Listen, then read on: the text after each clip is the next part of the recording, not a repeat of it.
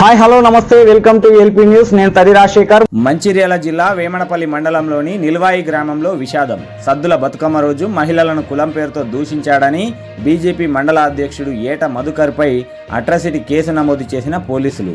అవమానం భరించలేక మధుకర్ సమీప అటవీ ప్రాంతంలో ఉరిపోసుకొని ఆత్మహత్య.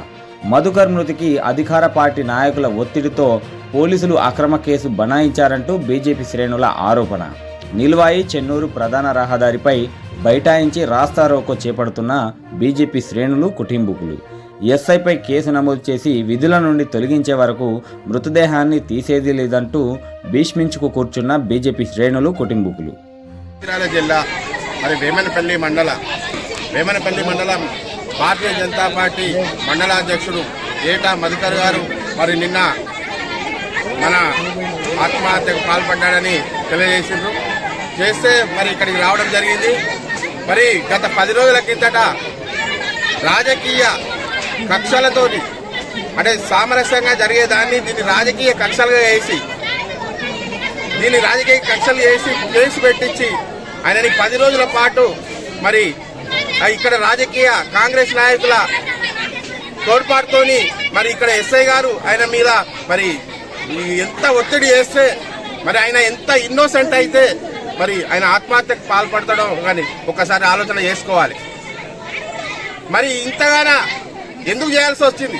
ఇక్కడ వేమనపల్లి మండలంలో అసలు బీజేపీ అనేది లేకుండే, దాన్ని ఈయన వచ్చిన తర్వాత టోటల్ గా కాషాయమయం చేసే ప్రయత్నంలో ఉన్నారు. వాళ్ళకు భయం పుట్టుకొచ్చిన తర్వాత వాళ్ళు రాజకీయ దురుద్దేశంతోనే ఎక్కడ మేము ఓడిపోతామనే ఉద్దేశంతో రాజకీయ దురుద్దేశంతోనే మరి ఈ కేసు పెట్టించి ఆయన తీవ్రమైన ఒత్తిడి చేయడం జరిగింది.